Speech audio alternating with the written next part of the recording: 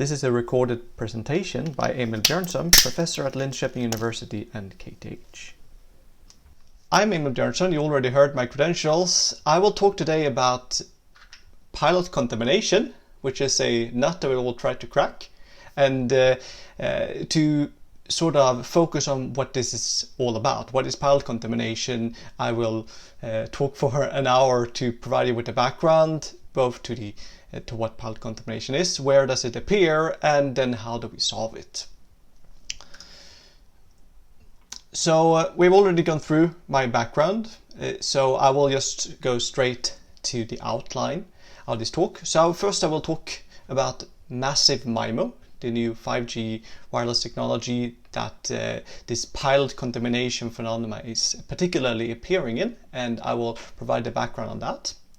Then, when we have introduced what is pilot contamination, when does it appear, how does it appear, we will talk about ways of decontaminating, removing this type of problem, because this is sort of a nut that contains inside of it the key to providing any data rates that you will like in a wireless system. Any number of users could share the performance or so. But we need to crack the nut in order to actually reach that. And is that possible or not? That is sort of what this presentation is going to be about. And towards the end, I will present a method that actually solved this problem, and that was sort of there all the time, we just didn't see it. And I've been working on this Massive MIMO area for almost 10 years, and it took me many years before I observed that this thing appeared as well. So I will start by talking about the basics of Massive MIMO and pilot contamination.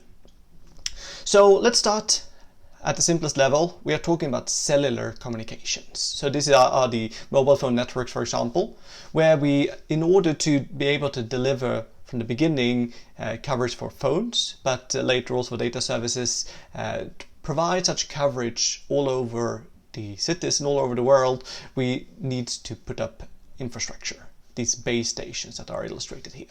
And each base station is then taking care of covering all of the users that are close to it. That creates the world division into cells like this. So Cellular Network contains cells. Each cell contains a base station that is fixed at some location and the number of users that are turning on and off and being served by that base station. And when we are building new cellular networks, now for example 5G is being rolled out, it's sort of about making these cellular networks more efficient. And how can we do that? Well, one way of breaking it down is to talk about the throughput, the number of bits per second we can deliver, and just not to one user, but in the network as a whole. So we measure the network throughput in bits per second per square kilometer. And the square kilometer could here be a city, or it could be an entire country, for example.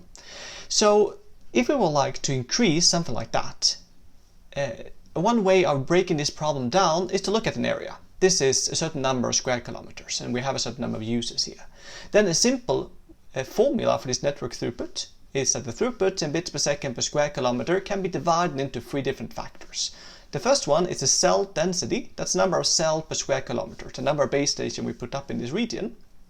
The second thing is the available spectral available frequency spectrum that we're having, measured in hertz. So it can be different frequency bands. The collection of them is what goes in here. And then we have the spectral efficiency, which is sort of something that is determining how efficient our technology is at every base station, measured in bits per second per hertz and per cell. So if you multiply these units together, you see you get bits per second per square kilometer, which is a good way of validating that this formula makes sense.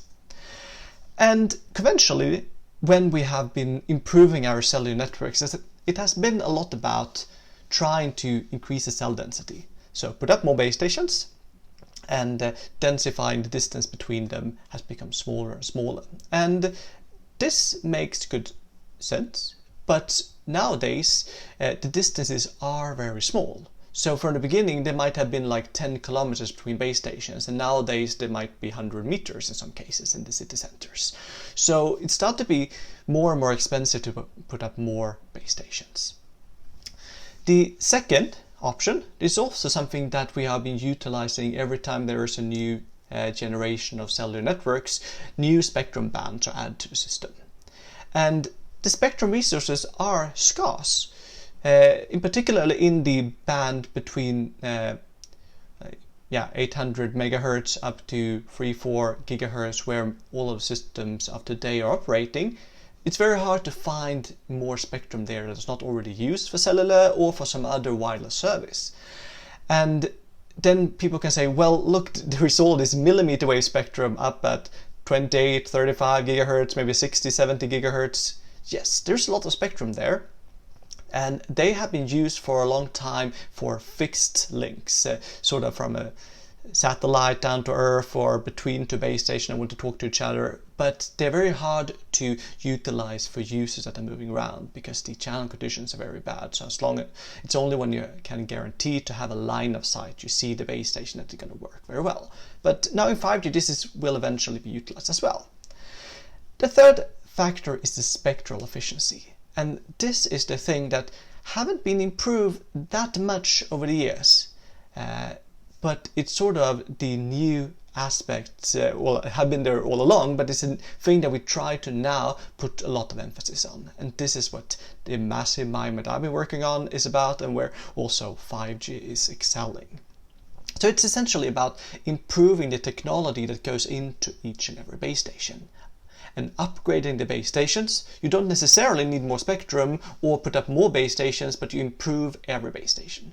Then, of course, in reality, we will make use of all these three, but the focus in my talk will be about the spectral efficiency. And my focus will also be on systems that have fairly large coverage, where there can be many users served by the same base station. Think about the conventional base stations that your mobile phone are talking about, operating in spectrum below 5 gigahertz. And why is that? Well, that is where all the systems are working now, and when we're putting up 5G base stations, that is also still where all the systems are operating. So the 3 gigahertz band is where most of the 5G base stations are operating. So how do we increase the spectral efficiency? Well, if we start with a simple scenario, we have one antenna here that is communicating with another antenna. Then you might have seen the channel capacity formula, which is essentially saying that the number of bits per second per hertz, and per user or per transmission like this that we can transmit, is governed by the log of base 2, or 1 plus this ratio here, which is a signal to interference and noise ratio, or in some cases it's only signal and noise. So it's a received signal power divided by the interference power, if there are other interfering transmission at the same time, and the noise power. We add those two together, we compute the ratio, we put into this log 2 or 1 expression, and that gives us the spectral efficiency of that transmission. And if this ratio is fairly small, logarithm behaves like a linear function, so things are fine. But as soon as we are reaching a fairly good spectral efficiency of, say, 4 bits per second per hertz, that is what your mobile phone will utilize under good conditions, then it becomes very hard to improve it. If we would like to double it from 4 to 8, well, then we need to increase the signal power a lot, because this logarithm here is forcing us to increase it to a large extent. So we need actually 17 times more signal power in order to increase this from 4 to 8 bits per second in hertz. So that is what this graph here is also showing. We increase the power linearly, but once we are reaching the logarithmic path of this function, then it grows very, very slowly with the power. So this is not the way to increase the spectral efficiency. What is instead, the key word here is that it says per user. So we could serve multiple users at the same time. So the key is to have many parallel transmissions. So conventionally, if we have a base station with just one antenna that sends out a signal in all directions, or at least focus within a particular sector direction, like 120 degrees, and all the power is equally spread inside there, well then, if you have two users, they will see the same signal, and there's no way to separate between them in a good way. However, if we are using an array of antennas that are transmitting two signals with different delays, you can make sure to create a directive transmission to user 1 and another directive transmission towards user 2. So this is sort of utilizing this constructive and destructive interference things that you might have seen in physics classes. If you have multiple sources of waves, they will at some locations add up constructively. In some places they will cancel out each other. And that is what we're using here. We send out the same signals with different delays so that we are creating constructive interference at the user of interest, and then at the same time we can send out another signal with constructive interference at the other user of interest. So if we have two transmissions at the same time, we have two users. So we can take this formula and we can just multiply by 2 in front of it. And that is what multiple antenna communications is about. And this field have a long history. So you can trace back actually base station with multiple antennas goes back 100 years when people were trying to communicate over the Atlantic. But when it comes to actually sending multiple streams, this is a concept that appeared in the late 80s and early 90s. And at that time it was more like an engineering solution. So here is a paper from 1990 where they were showing, okay, we have base stations, now we have cars that are driving around them, we send different beams towards them. And that is sort of revealing why people were talking about car phones in the past. Okay, and then the problem was that this was not very successful at the time. One reason was probably that the information theory around how to operate a system like this wasn't there. It wasn't until the early 2000s, I think 2004 was a golden year, when a lot of papers that were saying how we should operate this in a good way actually appeared. So here, the concepts and also patterns were appearing much earlier than the actual theory.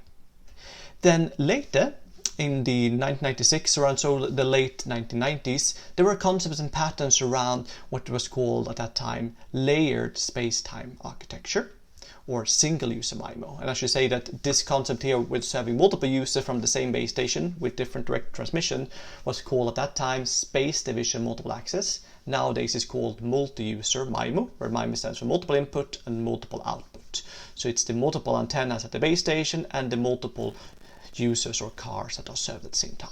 So here we serve multiple users, but in the late 1990s we started to actually use computers and phones for data services, and then the data rate became important. It wasn't as here that you wanted to put up a base station and serve as many cars as possible that all could make phone calls. Well, here you actually like to push up the data rate, and that is why the idea came that, well, instead of serving multiple users, can't we on this house here put up multiple antennas? And if there are different paths here, one signal path via this mountain, one direct one via this reflecting houses, then you will be able to send multiple data streams to the same house. So it's sort of having multiple users, but they're all on roughly the same location. And this was something that actually was implemented earlier, even if the concepts and patterns appeared later, because the theory for doing this was there. Then, in the 2010, around that, the idea of massive multi-user MIMO, or just massive MIMO, appeared. It actually was called large-scale antenna system at the time, so there's a lot of different names for different things. But this was sort of to go back to the basics, this concept of serving multiple users, but making use of the information theory that appeared later and redo it in sort of the right way, the way that was working the most. And what was observed was that we want to serve multiple users, but not by having, say, 3 users and 3 antennas here, but to have maybe 3 users and 30 antennas. The more antennas you have, the more directive your constructive interference in certain directions is going to be. And that can be utilized to send narrow beams, as was illustrated here, towards different users with strong focus of energy and little interference in other directions. So strong directivity, small side lobes, that is sort of when you direct in one direction, how much energy that are leaking at in other directions. So in that way, we could put a lot of energy where we want it to be, and we could be sure that there will be little interference at other locations. And this was a concept that Thomas Morcetta was pointing out in particular. And what does then happen since 2010 is a lot of things. So I would say that when Thomas Mercetta was presenting his first works around Massive MIMO, where he didn't just have like 30 antennas I was mentioning, he was writing a bold paper about having an almost infinite number of antennas and looking at things that were happening in those cases, and we will come back to exactly how to do that. But people were rather skeptical and viewed that here is this guy who every time he shows up he have 10 times more antennas as the last time he was here, and this doesn't make any sense. It was some kind of science fiction idea. But it has become mainstream in just 10 years. So in the 90s, those people that were inventing the multi-user MIMO technology, they were putting up some base stations, like this circular array here in Tokyo, for example. They're still there. I saw them when I was there a year ago. And it wasn't very competitive. They tried it out at that market. It didn't perform well enough for other markets to pick it up. And I think some of the reasons was that it was easier to just put up more antennas, more base stations than putting up more advanced, expensive base stations.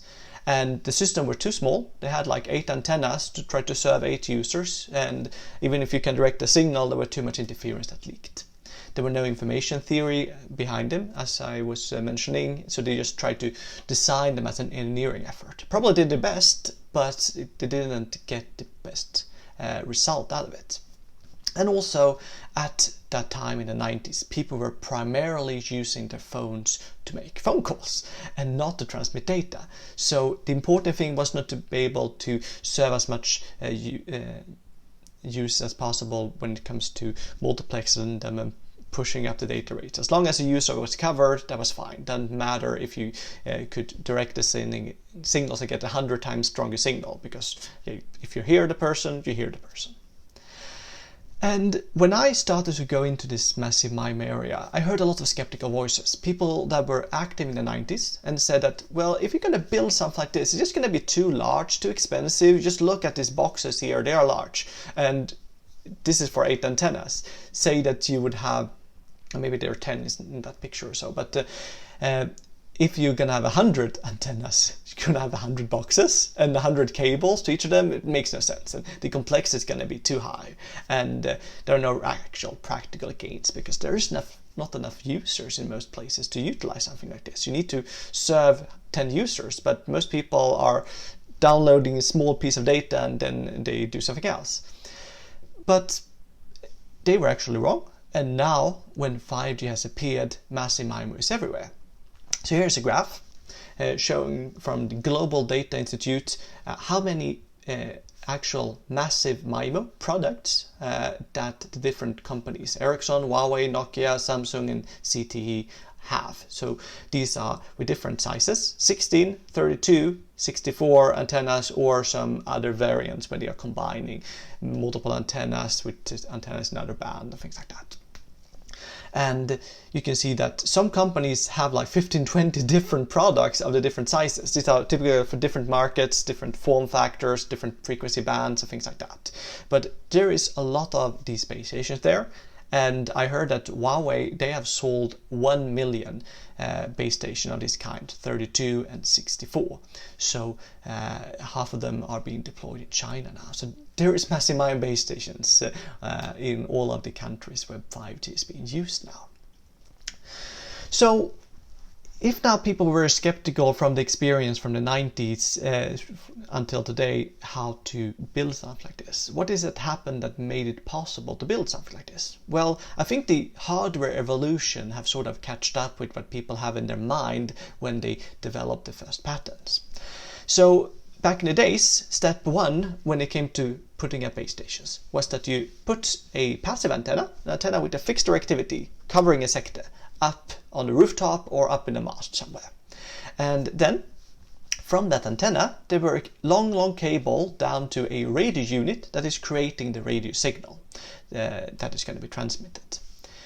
And that signal was then going up to the tower. There were a lot of losses there between them, but the radio unit was too large and heavy to put in the mast. So that's why we had to have that distance. And then next to it there was a so-called baseband unit that was sort of creating the signal that was going to transmit.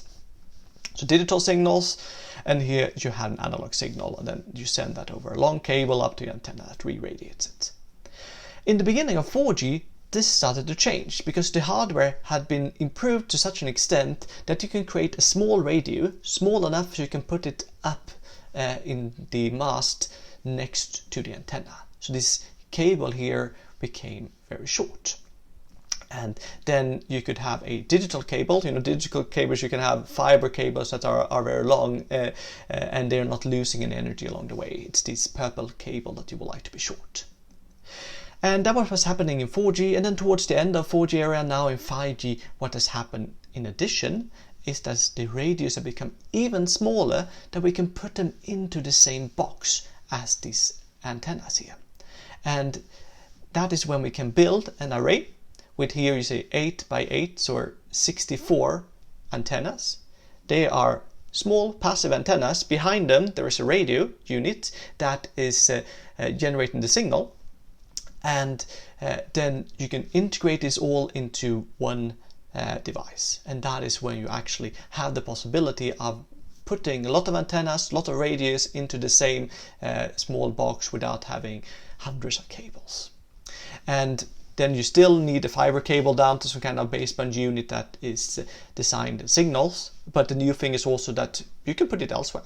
You can put it in the cloud somewhere, not kilometers away, but maybe a few hundred meters away, and maybe the same hardware here can be utilized for multiple base stations, things like that. So this is sort of the edge computing that people are talking a lot about today as well. So hardware have catched up, and here is sort of an example of what is going on now, what has been happening over the last 10 years. So before, sort of the major deployment was this classical antenna arrays. One signal in from one radio. You might have multiple elements here that are together forming a very directive signal down towards the Earth and into a particular sector. But it's always the same directivity. And now we have been moving towards these so-called massive MIMO arrays with a lot of inputs to it. Each of these elements here, there are 64 of them in this one, each of the element is a small antenna that is radiating in a fixed way, but they are connected to different radios that are put behind it, and in that way we can create signals. We can send to every radio, we can send the same signal but with different time delays to create a yellow beam. You can do the same thing to create a purple beam, and the green beams and all these beams can be created. And then we add up the signals, and then we can, at the same time and same frequency, we can send signal to multiple users in different directions. 64 low gain antennas that are creating directive transmissions in different directions, serving different users, and in some cases you can sell 2 beams to the same device here if the device have multiple antennas with different polarizations. So we use this many antennas to serve many users and to spatially separate them. So it's like having one binocular looking in one direction, one binocular looking in another direction, but you do it at the same time. Yes, and I can say by the way here as well that this is the type of equipment that are put up everywhere now when we have massive MIMO, or when we have 5G deployment at all, in the US, in China, in Japan or Korea, Sweden, probably in Turkey as well. When 5G is being deployed, it's particularly in what is called the mid-band, 3 GHz bands, where there's new spectrum, where these arrays are put up at places where there's a lot of users, so we can make use of this feature. So here is an example of what those products could look like, and here have been focusing on the 2 to 3 GHz band just because I could find specs particular for that. So these conventional antennas that I was showing on the left, now you can't see the entire number here, but it's roughly a meter tall, and 15 centimeters times 7 centimeters, that is the tall antenna, fixed directivity. And then the new 64 antenna, Ericsson hardware, and the other companies have similar hardware. It's also a meter tall. It's not really as tall as this one. It's wider instead. So we put multiple antennas horizontally and vertically. We separate them up in 2 dimensions. We can send different directions horizontally and vertically. And the reason that I show you this is that when we say that something is massive here, we are talking about that this one have one radio, this one have a massive number of radios. It's not massive in size, it's not that much larger, and that's why when you put this up on the rooftops it won't look much different. There's a lot more hardware into it, so this one is weighing 60 kilos as compared to this one that is substantially less heavy, but still, it's there. There's a million of them out in the world now. So let's now go into a bit more technical discussions. What is Massive MIMO? Well, for a long time, Massive MIMO was this word that was floating around. Thomas Mercetta was sort of coming up with the idea of having a lot of antennas serving a lot of users. He have written a book around that topics as well. And in his book, or in the first paper, there is no clear definition of it. So it was first when we were writing our book, Massive MIMO Networks, where we dared to provide a more strict definition. So it's a cellular network where the base station have many antennas, M, and I would say that you need at least 64 antennas to call this Massive MIMO. Then you are spatially multiplexing many users, so you should support to serve at least 8 users, and this is satisfied by at least some of these Massive MIMO base stations that are being deployed now. And the key thing here is that you have a ratio between the number of antennas, M, and the number of users, K, which is much larger than 1. So in this case, the ratio is 8, for example. Then, of course, the number of users are going to change over time. Sometimes you have 1 user at night or 0 users, and sometimes you have maybe the maximum number that you can support, 8 or 16 or something like that. But in the intended use cases, you have many more antennas and users. So you can send a beam towards the user, very directive, and when you do that, the risk that there's another user nearby is small. So you sort of, with having many more antennas and users, you're creating some room in between the users when you are directing the signals. And importantly, this is a non-orthogonal scheme. You might have heard the term non-orthogonal multiple access, or NOMA, which is sort of a way of using a single antenna transmitter to serve multiple users. That is like old school 90s technology, even if it has sort of come back for whatever reasons that I don't really understand. But this is sort of the non-orthogonal multiple access 2.0 or 3.0, where you have multiple users, you serve them at the same time and frequency. Non-orthogonal means that when I'm directing a signal at you, your neighbor that I can also serve at the same time, you won't be orthogonal. There will be interference between you, and that is what makes it challenging to handle. But if there is a struggle there is also a gain if we are able to serve both of you and control interference. Well, then we are doubling the transmission rates and the spectral efficiency. So the way that this is going to work, when you operate the system like this, we have the problem that the channels, the communication channels, the ways that the signal propagating from the base station to the users and back is changing. Because you are moving around, or objects are moving around, that those objects were reflecting the signals towards you. So that is changing the channels in time. And also, when you have different objects, different distances, if you are considering a transmission that happens at one frequency or another frequency which is say 300 kilohertz away from it, it will react differently, because the physical distances are the same, but the delays that you're seeing of your signals when they have different frequencies varies. And that is also changing variations over frequency for these different channels. So the way that we normally are operating a system like this, when we know that the channel is going to change over frequency and over time, is that we divide the frequencies and the time into frames. And we design these frames so that within such a frame, the channel is going to be fixed, both over time and over frequency. And when we select the size of it, we are keeping in mind 2 things: the coherence time and the coherence bandwidth. The coherence time is how much time it takes for a user to move before the channel is changing. And most users are not moving, so you're sort of designing for the worst case. If you are going to serve a person that is running, there's one speed, people that are walking, one speed, and people that are driving on the highway is another speed. So the faster you are moving, the smaller is the coherence time. The coherence bandwidth is sort of telling how long are the delays from the shortest to longest path that signal can take from transmitter and receiver. And the longer those delays are, the smaller is the coherence bandwidth. And you need to build your system for one coherence time, one coherence bandwidth, and you live with that. And then you sort of try to conform everyone to that, or you select some kind of worst case conditions. And within the frame here, you can transmit a certain number of times. And we know that from the sampling theorem that if you are sampling a signal that have a bandwidth of BC, which is the coherence bandwidth, then to represent it, you need 2 BC samples per second. And those are real valued samples. And if you view them as complex valued samples, we need only BC, such samples per second. And then how much time did we have in the frame? We had TC. So if you multiply those things together, BC times TC, that's what is written here, that is number of symbols or samples, or whatever we want to call them, the number of unique transmission occasions that is fitting into a frame like this. So that is sort of our opportunity to send signals that many times, and then the channel is changing. And that means that we sort of need to do 3 things.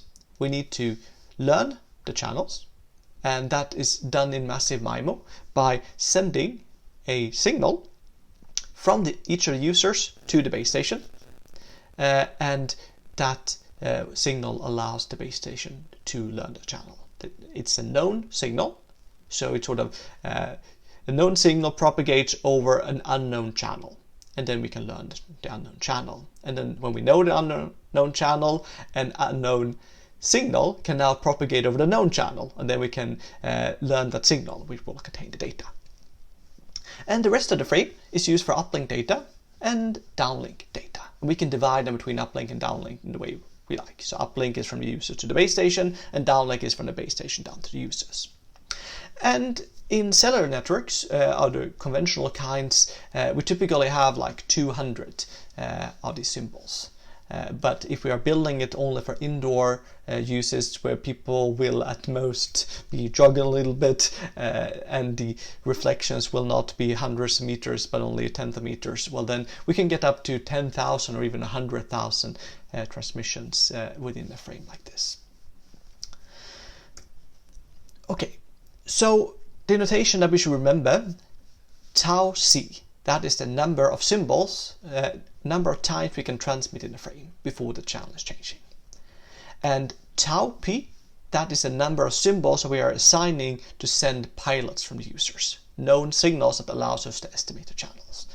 And the remaining thing, tau c minus tau p, that is what we're using to transmit data. And that is where we are measuring the spectral efficiency, how efficient our transmission is. We are going to look at both of these things, how efficient our transmission is, and what we can do with the pilots. And before we go into that in detail, I will make use very soon of something called the law of large numbers. And there is different versions of that. There is a weak, there is a strong, there are different variants of both of them as well. The version that I will use, I call it Lemma B12 here, that is referring to my book, Massive MIMO Networks, but this is a standard result. What the law of large numbers says is that we have a sequence of random scalars, x1 to xm. In this case, they are non-negative, they are independent and identically distributed, they have a certain mean value. So if you take the mean of any of them, it's equal to a. And you see this a here is not depending on the index m, because it's the same for all of these random scalars. And then there is some assumption that if you take the signal and we take it to the power of 4, then this expected value is smaller than infinity. So it says something that around this mean value here, there is some variations, but they can't be infinitely large. Then, if we are taking our m different realizations, we add them up, we divide with number of them, and in that way we are computing some kind of sample average, then this sample average will converge towards the mean value, when you have very many terms, as the number of terms is going towards infinity. And this happens almost surely in the strong law of large numbers, and there are other cases, weak ones, where you can have other types of random convergences, and that is not the important thing, what type of convergence we're actually having. We will use this one very soon. We will use it for a case like this. We have a vector, x, so boldface here is representing a vector. It contains x1 to xm. These are ID random variables with some bounded second order moments. So each of them have a variance that is bounded. Then if we compute the squared norm of this vector and divide with the number of elements, well, the squared norm, that is to take each element, we take its absolute value square, we sum it up, and that is the squared norm of vector. Then we divide with this. Then we can see that this is matching very well with this formula here. 1 over m, summation of all the terms. Here it says xm, here it says xm absolute value square. So we sort of need to think about, okay, this looks like two notations, but they are different. So what is called xm here is the same thing as absolute value square of xm. Absolute value square is non-negative, so we satisfy that. The elements here are ID, so we satisfy that. So this thing here should converge to the mean value of each of these terms. And that is what I've written down here. You can take any index, any of these ones, because they have the same distribution, takes absolute value square, and this is going to converge to the mean value when you have a lot of elements in this vector. So what this means is the following. Say that we are computing the actual value of this one for one random sequence of numbers here. Then, depending on how many elements you have, you will get this red thing here that is jumping on. When it's small, there's large variations, but when you have like 10 or 15 or 20 elements, then it starts to approach this mean value, which is this value here, which is 1 in this case, but it's not so important. Then as you add more terms, there are some variations. They're moving away, then it comes close to it again, then it moves away. But as you can see here, as we are adding more and more terms, with new independent randomness to this one, it starts to converge towards this mean value here. And when you have infinitely many terms, there will be a perfect match. And if you are looking at the interval where 80% of all our random variation is going to be, well, then it's between this upper and this lower curve here. And that's where we also are existing in this case. So when we are adding a lot of randomness together, they all are positive, then they are averaging out the variations. And that is what we're going to utilize now. So we will talk about the initial motivation of having many antennas that Thomas Hacettepe was putting forward in his first works. So what this idea was about was to say that, look at, we have one base station, we have two users. They are sending signals, S1 from user 1, S2 from user 2. They are propagating over different channels to these antennas here. This base station have M antennas. What are we going to do with those M antennas? Well, we're going to use them in order to separate the different user signals. So we can assume that these vectors have the same length as the number of antennas. Say that the number of antennas is M, then HK from user K to the base station contains M elements. HK1 to HKM is a vector. And we can assign some randomness to it. Say that it's complex Gaussian distributed. So the real and imaginary part is Gaussian. And they have zero mean and they have an identity as their variance. Just some kind of randomness where all of the elements are independent, as I was mentioning before. Then both the users send their signals over their different vectors, channels. What we receive is the following. Receive signal Y, vector of length M, so it's a signal received at each of the different M antennas. We add up what the first user is sending, what the second user is sending, and a noise vector, which is, we assume it's also independent, complex Gaussian distributed, zero mean and variance 1 on each of the elements. Then, based on this received signal, the base station would like to extract the signal from user 1 and the signal from user 2. And these are sort of symmetric problems, so let's just focus on one of them, user 1. What we do is that we select a linear detector, a vector. I call it V1, V as in vector. And why do I select a vector? Well, because what we received is a vector, but what I'm interested in is S1. So somehow I need to take my vector, put it together into a scalar again. And that is what this linear detector is going to do. So what I do, I take my vector y, I compute the inner product with this vector that I've been selecting. So inner product between received signal and the vector I'm selecting. This H here is a conjugate transpose. So it's a transposition where we are changing a column vector to a row vector, and it's a conjugation of the complex parts. And when we are computing something like this, we will get a scalar. And there are then three different parts. If we are taking the inner product like this, we are multiplying with V1 Hermitian from the left. We get multiply with this term, with this term, with this term. And we will look very soon at these three different parts. But first we will make an assumption of what V1 is going to be. My assumption is that it's equal to the channel from the use of interest, H1. And then I'm going to put a 1 over m in front of it in order to make use of this law of large number results. Okay, so let's focus on the first part. Here we have the desired signal, S1, and we have a term in front of it, V1, H1. And V1 was this channel vector, H1, and then a 1 over m. I write the 1 over m here, then I have H1 as an inner product with, H1 again. So this is the definition of a squared norm of this channel vector. And then now we make use of that law of large number that I was saying.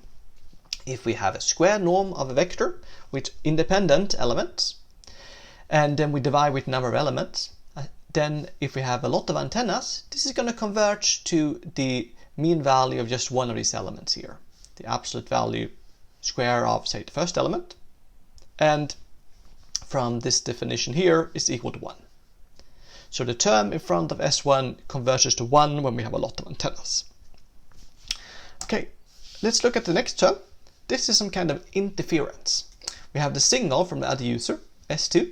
We have an inner product between the V1, the linear detector of user 1, and H2, that is the vector from the channel from user 2. If we are putting in that V1 is H1 divided by m, we are getting an inner product between the user 2's channel and user 1's channel, and here we have 1 over m. And this is also a summation over random things. And when you have many elements, it's going to converge to the mean value of each of these elements. Say the mean value of the first element. We take the first signal from the first vector and the first signal from the second vector, or first elements. So that is what I've written down here. You should take the expected value of that. And my channels for the two users, they are assumed to be independent. So if you take the expected value of a product, it's the same thing as taking the expected value of the first one times the expected value of the second one. Both of them have 0 mean, so this is going to be equal to 0. So the term in front of the interference signal S2 is conversion to 0 when you have a lot of antennas. And when it comes to the noise term, you can make the same arguments again. We have an inner product between V1 and N. N is a noise vector. It has actually the same distribution and independence as the channel of user 2, so for the same reason it converges to 0. So these two terms goes away asymptotically when you have a large number of antennas, and that means that the received signal, after I have applied my linear detector, when you have a lot of antennas, it converges to only the signal, no noise. And if you have a noise-free transmission, you can transmit as much data as you like. You can squeeze in, say, you have 1 million different options for this signal. And if you receive it without any interference or noise or anything, you can tell apart what 1 million options there are. Then you can send one huge amount of data at the same time. So that is sort of the initial motivation of Massive MIMO. When you have a lot of antennas, then we get a noise and interference-free communication.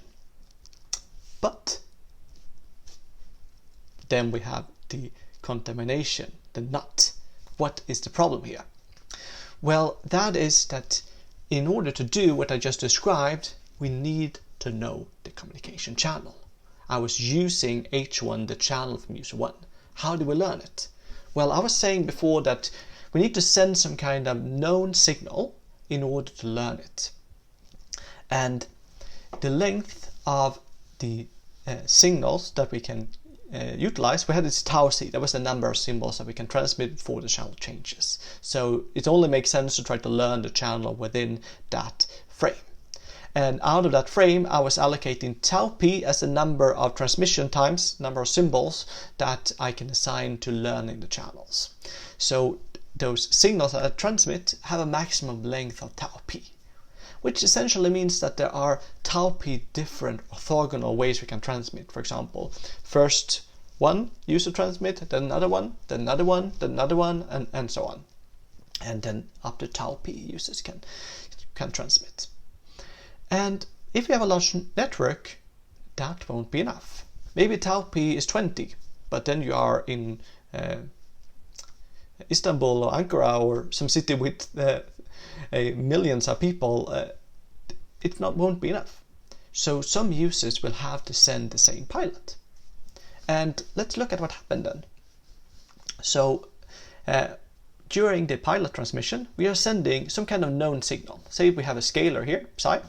Both of the users are transmitting that signal. And then it gets multiplied with their signals, their channels, H1 and H2. We have the same assumption as before.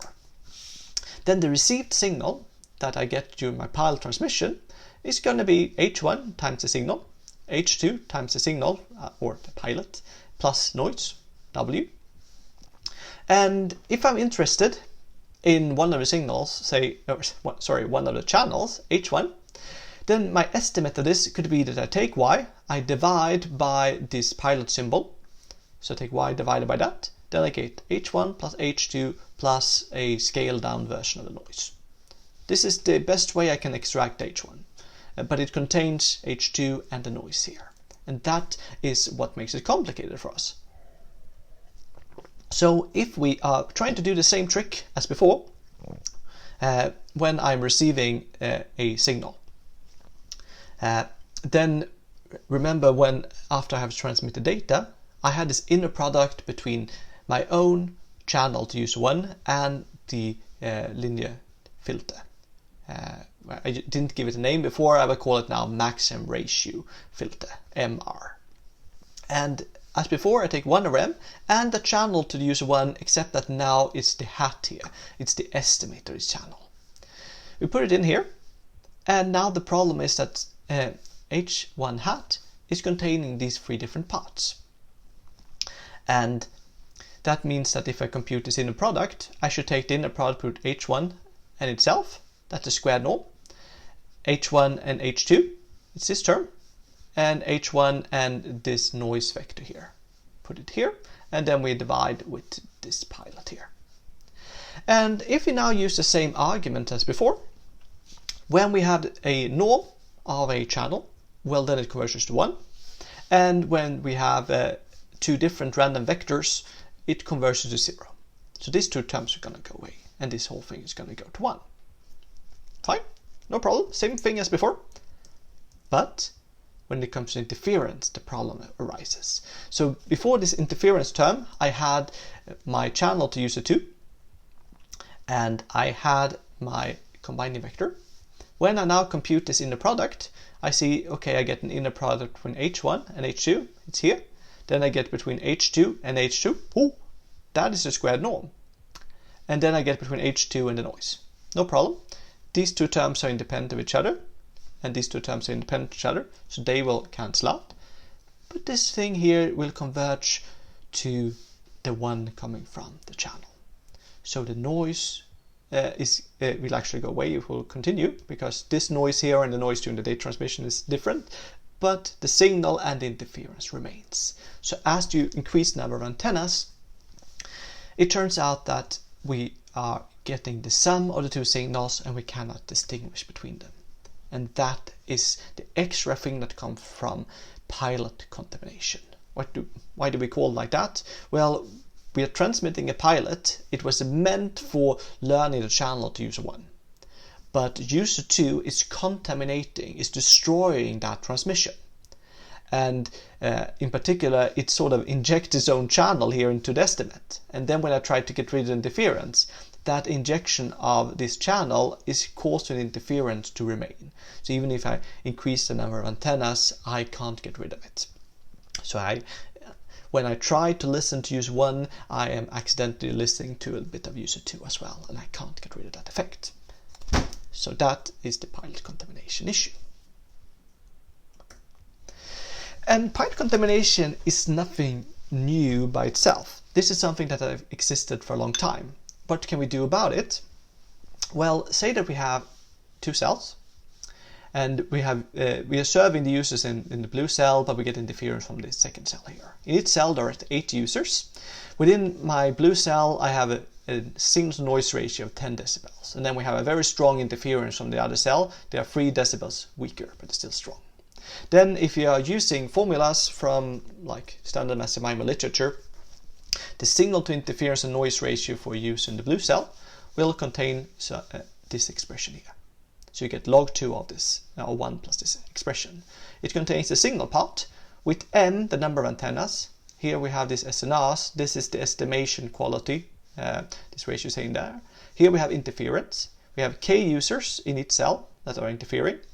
I have the SNR for those in my own cell and those in the other cell.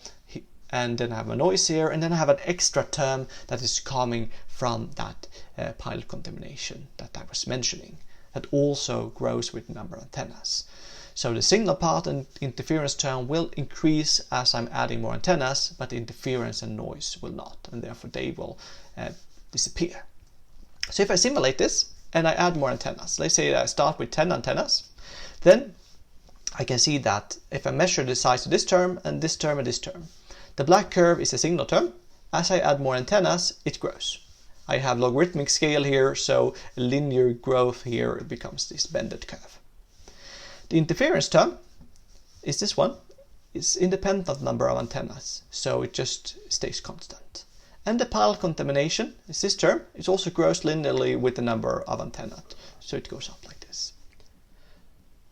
Conventional systems are operating down here, where we have maybe 8 or 10 antennas, and in those cases, if we compare the regular type of interference, which is the blue curve, with the pilot contaminated added interference, which is the red curve, we see that the red curve is much, much smaller. So if we add up the blue and the red curve, well, the red curve will not make any difference. However, when we are going up to a case where the number of antennas is much larger than the number of users, you see that the red curve is increasing while the blue curve is constant, and eventually we are reaching the purple area here where the red curve is intersecting the blue one, and now it's equally strong or stronger than the conventional type of interference. So even if pilot contamination have been there all along, it's nothing new. It is first in the Massive MIMO scenario where we actually need to care about it because it can become rather strong. So that's why people have been investing time into developing pilot decontamination methods. And I will start with providing you with some of the classical ways of doing that before I tell you about the actual solution that we came up with. All these classical approaches can be summarized as being ways of increasing the number of orthogonal pilots that we have in one way or another, so that we are reaching up to tau c, which was the length of the coherence interval. And the first approach is to try to just increase the pilot reuse factor. Say that every third cell or every fourth cell using the same pilots, and that means that for each cell the neighboring cells are using different pilots. And we can assign it smartly in that type of ways. The drawback with such a solution, which is proposed in a number of papers, and the numbers here are referring to things in my book Massive MIMO Networks, different references there. The problem is that if you now before had 8 pilots and then you're going to reuse them in every fourth cell, then you need 8 times 4, so that's 32 pilots, and that eats up quicker and quicker a larger and larger fraction of your frame, and the rest of it that you have for data will shrink. So that's sort of a problem. The this method can also only alleviate the pilot contamination entirely if the frame is infinitely large, so you never really get rid of the entire problem. The second option is so-called data-aided channel estimation, where in addition to sending first some known things that are pilots, then we have data afterwards that are unknown. We try to sort of make use of both the pilots and the data and jointly use it to estimate the channels. The problem with that is inherently that the data is unknown, so it's sort of some kind of interplay. I estimate the channel based on the pilot, then I guess the data, then I try to improve my estimate based on that guess, then I try to improve my data estimate and iterate like that. It becomes hard, but under certain condition it works. So you can at least improve things if you do it well.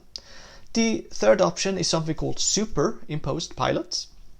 Instead of first sending pilots and then data, we can send pilots and data all the time. Just as I was saying, when you send multiple use at the same time, they are sending data simultaneously. What if we are sending data and the pilot at the same time? We're adding them up, and then when we are estimating things, we are multiplying with the pilot, and we try to separate the pilot and data transmission. It's sort of complicated. You get more pilots, so there's less pilot contamination, but on the other hand, you get contamination from the data to the pilots. So that is also a similar type of effect. And at the end of the day, we won't get any extra dimensions by doing something like this. We just create a lot of interference from it. So none of these ways were really the optimal ways of dealing with interference. So with this in mind, in Thomas Marcette's first paper on Massive MIMO, he was writing that pilot contamination imposed fundamental limitations. And then he was updating that, or writing it more properly in his book, Fundamentals of Massive MIMO, where we say that all known capacity lower bounds approach a finite limit when the number of antennas grows large. And what this means is that if we have a spectral efficiency here, and you increase the number of antennas, then if there is no limit, it will just continue going up like this. And note that this is logarithmic scale, so then the signal-to-noise ratio will grow linearly, and you get a linear growth here. While if you have a finite upper limit, as he was claiming here, it will sort of go up and then it will converge. And if we can somehow improve our transmissions, well, the only thing we can do is that we can push the curves upwards, but sooner or later they will converge. And that also means that if we're using this maximum ratio method I was describing, where we're just taking the channel of a user and we are multiplied with it and then we see what we get, that is not the best way of operating. We get a green curve. If we design something better, we try to cancel interference, there is something called zero forcing. Well, then if you have a small number of antennas, that could help, but eventually couldn't help. That was sort of the conclusion. But is this all that we can do? Do we need to accept that we always are going to converge to a finite limit? Or can we reach the nut inside of this one? Yes, we can. And what we need to remember is that so far, what I have assumed is that these channels to the users are so-called IID Rayleigh fading. The elements are independent and identically distributed. And practical channels aren't like that. Here is from Lund University, a measurement they did on a long array. They put out antennas on an 8-meter long array, and they measured the channels to different locations. And what they saw is that they had 128 different locations, and here is the powers. They have power variations along it to the user. So different antennas hear the signals from the users differently strong. So there's like 3, 4, 5 decibel variations here. So if we take the channel vector, we take an outer product, we compute the expected value. This is a so-called correlation matrix. Then along the diagonal, we have these elements. And these elements are going to have variations, power variations, and that is leading to some kind of variations along the diagonal matrix like this. In addition to that, each user have some other unique things. So if we are looking at the different antennas, and then we look in different angle or direction to this antenna, from this angle, this angle, this angle, how much energy comes in here? Well, when there is a red color here, there's a lot of energy. When there is a blue color, there's little energy. and we see that those things are also varying between different antennas. So some antennas get a lot from some angles and some from other angles. There's some pattern here, but there is some kind of unique signature here of strongness and weakness in different angular directions, which is sort of turning into different variations in the off-diagonal elements that is saying how these different elements are being correlated with each other. So everyone have a unique so-called spatial correlation matrix. And I wasn't the first that was pointing this out. There were several nice papers that were saying that suppose it's like this. Every user, user 1, 2, 3, and 4, they are having signal that comes in from distinct angular directions. Some from direction 30, some from what is this, 70, 80. Here we have 120 and here we have 170. And there is a band of some angular interval there, but there's nothing more than that. This is called a one-ring model, where the signals are coming in from distinct intervals. If it's like this, then when I would like to tell these users apart, I just need to say, I'm going to look in the red interval, or in the green one, or in the yellow one, or in the blue one, and when I'm looking in one, I don't see the other signals. In that way, I can learn the channels at the same time. This user can send the same pilots, because I know that the signal from user 1 comes from this in this interval, the signal from user 2 in this interval, and so on. And if you create these covariance matrices or correlation matrix I was mentioning, if you take the inner products, it becomes 0. And this is a very strong assumption, because in reality it doesn't look like that. When they measure this at Lund University, we definitely see that it's sort of like the yellow users have some intervals, the red ones have some, the blue and the green one, they are confined in small intervals. The red one is more like someone has thrown paint on it. And this is when we actually are seeing the base station from the user side. When we are not doing that, well, then it's more like a child who has been painting back and forth here. All of the colors are at one. That said, it's not a coherent structure here. It's not like all the colors are always on the same place. Everyone has a unique type of pattern here, but they are different, but they are not separable like this. They are mixed up.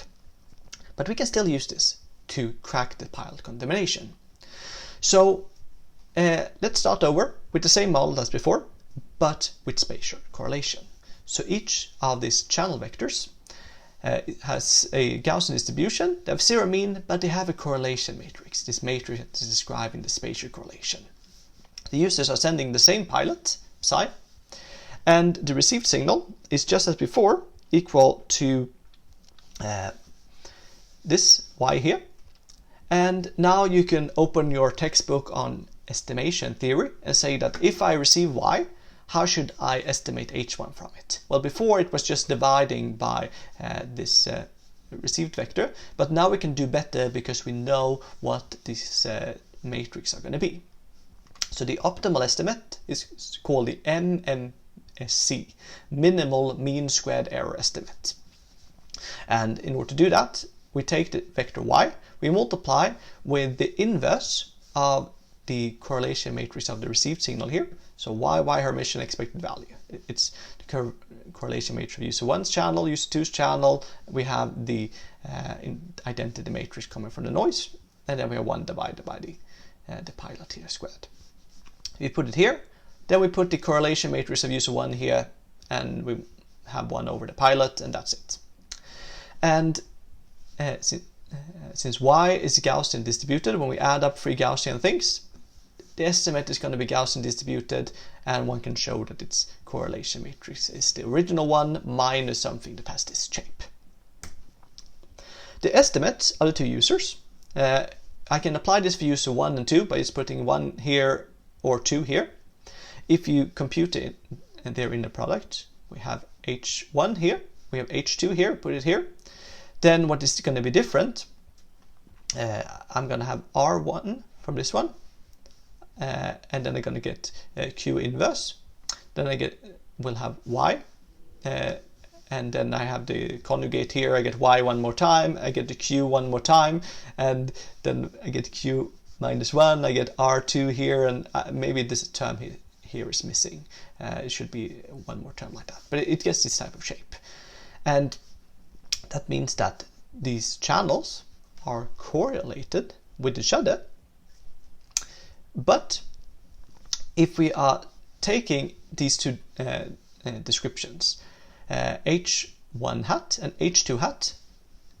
This part is the same, but this part is different. So we can turn H2 into H1 by first removing this part. We take for H2 hat, it says R2 here. We take R2 inverse, then we multiply with R1, and then we have the expression for the estimate of user 1. So H1 and H2 are related to each other. They are linearly related like this, but and they are correlated, but they are not the same.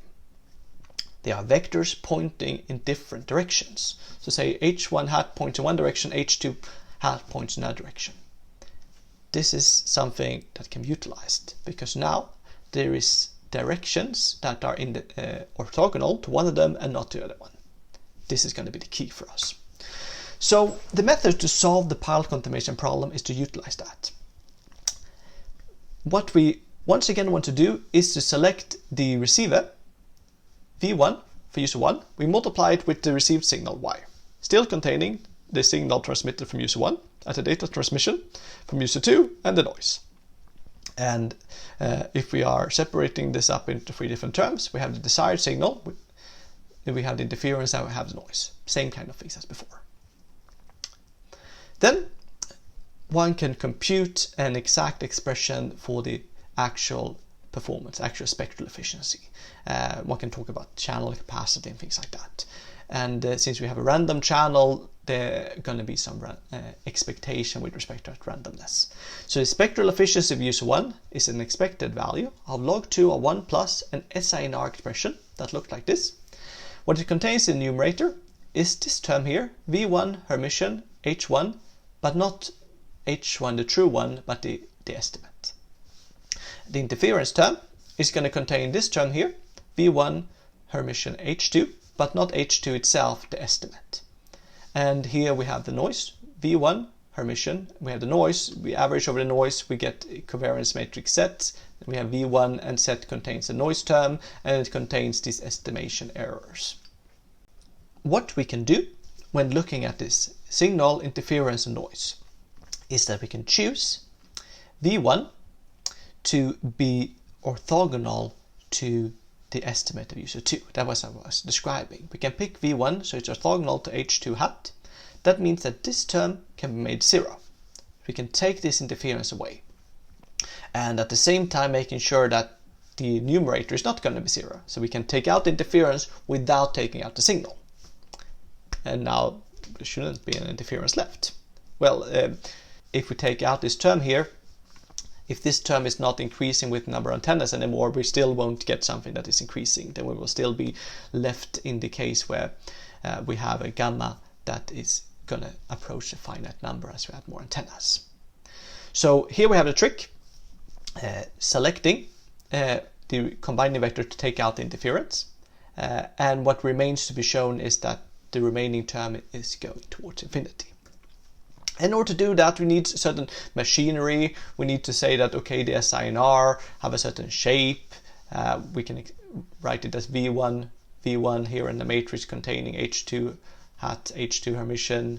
We have the set here. This is a so-called generalized Rayleigh quotient, and those ones are known how to optimize. There's an optimal shape called the MMC receiver. I'm not going to go into every single detail in this part here, but there's a way of finding the optimal way of maximizing these ones for given estimates. And in order to show what happens when you add a lot of antennas into a system, we need to make 2 assumptions. The first one is that if we take a spatial correlation matrix of a user, we take the trace of it, that is adding up the power along diagonals, and we divide with the number of elements. Then when we add more and more antennas, this is going to stay greater than 0. That essentially means as we add more antennas to our array, we are capturing more and more energy, which is sort of logical. But we still need that technical assumption. The second thing is that if you take the covariance correlation matrix R, we are computing the 2 norm, that is the largest singular value, or large. You can view it as the largest eigenvalue of this matrix. Then it should be smaller than infinity. which sort of is saying that as we add more antennas, the energy is going to be spread over many spatial directions, coming in from different directions, not just from one, which is also something that's happening physically. Next, we have our two users, user 1 and user 2. I assume now, if you remember those colored plots there, where one user had one pattern, another user had a second pattern. Now we'll give a mathematical meaning that those patterns are different. Namely that the two covariance matrices, R1 and R2, are linearly independent. What that means is that if you add them together, we multiply them with some scalars, lambda 1 and lambda 2. We add them up, we compute the squared norm of it, we divide with the number of elements, then this is, if we take the smallest number that we can get here, when one of these two is 1 and the other one is 0, it remains greater than 0. Sounds very complicated, but what it essentially means is that if they are linearly independent, we can't take one of them and subtract it from the other one and get 0. So that is sort of the idea. Here is an example that is telling this a bit much more. Say that we have one correlation matrix which is an identity matrix, one which contains two identities, but one of them is twice as strong as the other, so it's not an identity matrix in total. Then if you compute this expression, I need to put one of lambda 1 and lambda 2 to 1. Say we put the first one to 1. Then we take the squared norm of this thing. We put in the expressions. We get this term here. Here we have n terms, which contains 2 plus lambda 2 times 1 from this one. And here we have n minus 1 terms. We have a 1 from here. We have a lambda square from here. We have this term. Then the next thing it says is that we should minimize this expression with respect to lambda 2. You can take the first derivative of this one, put it to 0, find the minimum term. We get this expression here. And from this, you can show that as the number of antennas goes to infinity, if n is constant, we can see we have m here, we have m squared here, then it's going to go to 0. So in that case, it's they are not asymptotically linearly independent. But if we say that the part here that is contained in 2, this one is not having a given number, it's a fraction of m. So as we're increasing m, we're increasing both of these parts. And alpha is telling us what fraction it is. In that case, we put this expression in here, and you will see that this simplifies into 1 minus a, or alpha, times alpha, which is greater than 0, if alpha is between 0 and 1. So in that case, we have asymptotic linearly independence. These matrices are always linearly independent. We can never subtract R2 from R1 and get exactly 0. But it sort of say that the subspace here, n-dimensional subspace where they are different, cannot just be small, it needs to increase with the number of antennas as well. Then we have this asymptotically independence, and then we have sort of these color patterns that are sufficiently different. They're not just different in a finite number of pixels, but if we make it larger with more antennas, the number of pixels that are different becomes larger and larger. Then, under these two conditions, assumption 1, assumption 2. Assumption 1 was this about that the trace and the norm of the correlation matrices have certain properties, and number 2 was that the two users that are using the same pilot have different correlation matrices that are asymptotically independent. Then the SINR grows unboundedly with the number of antennas. This is something that we proved in the paper called Massive MIMO has unlimited capacity. I'm not going to go into the proof more on this. I'm just going to briefly say that you can extend this to cases with not only two users, but many cells, many users. The important thing is that you have a finite number of users and cells, and then they can reuse the pilots in any way you like. All of them can use the same ones, or they're reused in any way you like. Then you let the number of antennas go to infinity. As long as the pilot sharing users have correlation matrices that are linearly independent, you get this result. All of the users have an SINR that continues upwards. They're interfering with each other, but they are not limiting each other. You can do this in a downlink. I exemplified it in the uplink. You don't even need to know these correlation matrices entirely. Just remember what I was saying, that you have different power variations along the diagonals of them. As long as that is the case, we don't need to know what's on the other parts of the matrices, which makes it much easier to learn this in reality. So, just to start to wrap up now, what we need in order for this to work is that you have rarely fading channels as before, but we have a little bit, just a small tiny bit of different statistics for different users. Here is a crazy setup that I created. We have 4 base stations. In every cell we have 2 users, the star and the plus sign. And the plus signs are using the same pilots in every cell, and the stars are using the same ones. And I'm putting them all in this shaded region, which is sort of the worst part of the cell. And for my user in my own cell, I have a bad SNR and have an even slightly worse SNR to the users in the other cell. Then this is what happens for the spectral efficiency as I'm increasing the number of antennas. For every user, when I have small number of antennas up to 100 antennas, then the different curves is for different methods. Match filter, that was this maximum ratio type of thing that I was doing in all of my mathematical examples, and where we saw that it converges to a limit. That one is the blue curve, and you see that it converges as we have more antennas. If we have something slightly better, like zero forcing or regular zero forcing, that was I was showing before as well, that if you use something better, then it makes a difference when we have a small number of antennas, but then it converges eventually. But if you use this optimal receiver that I was describing, then it's going to use this different correlation matrices to cancel interference between the users. When you have sufficient number of antennas, the curves are decoupling, and this one is just continuing upwards. So what does it tell us? We can always handle more traffic, more data requests from our users by adding more antennas. Then, of course, going upwards here, we have logarithmic scale, so it's there is diminishing returns by adding more antennas, but we can always benefit from it. And that is why I say that you have an unlimited capacity, because if you have a certain capacity, certain spectral efficiency, and you need more, you can always add additional antennas and achieve that. And I think of interest of time, I'm not going to go through it. There was some related work that was touching upon this, something called the pilot contamination precoding, for multi-cell setups, and some other things called bilinear equalizers that was also touching upon the same result before we discovered it. So to wrap up, what are the lessons learned? Well, I think that what I realized after discovering this thing, after taking my pilot contamination and actually cracking it, was that these schemes that we saw that was conversion to a limit, these were designed for one cell. People designed it having one cell with one user or multiple users, and maximum ratio was for one user, zero forcing was for multiple users but within each cell. And then we just applied it in a large network without redriving anything. And it didn't work. And we thought that this is the best thing we can do. But we actually need to always go back. If we extend the range of our problems, we cannot take a good solution to a sub-problem and apply it to a bigger problem and believe that it's still going to work.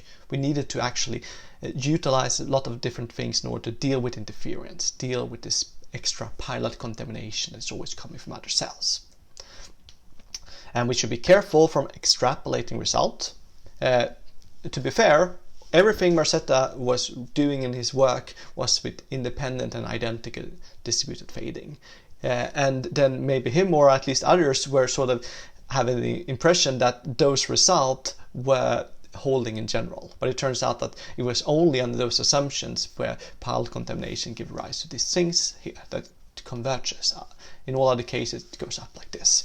So if we are sort of comparing cases where we have we are varying the correlation. If we have no correlation, 0, then this optimal method that is using the spatial structure, and the other methods, there's no difference. But as soon as we add a little bit of correlation into it here, going up along this axis here, the curves decouple. And another thing that I think is sort of a lesson learned here is that why did everyone consider ID rarely fading? Well, if you look at the book by Thomas Marcetta, it's very thin. That's because with that assumption you get very nice math.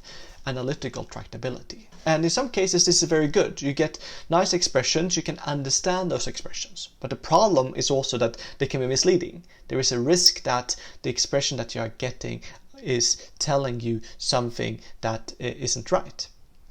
And in this case, it told us that pilot contamination was a nut that we couldn't crack. Finally, there is the Arthur C. Clarke's 3 laws. Arthur Clarke is the author who wrote the 2001 Space Odyssey, for example, and he was thinking a lot about the future developments, and he wrote 3 laws. The first one was that when a distinguished but elderly scientist states that something is possible, he's almost certainly right. And in this case, I would say that Massive MIMO is possible. That was what Thomas Rosetta was claiming, and he was right. Now it's here. When he states that something is impossible, he's probably wrong. And when it comes to that pilot contamination will be a nut that we cannot crack, that's wrong. Law 2. The only way of discovering the limits of the possible is to venture a little way past them into the impossible.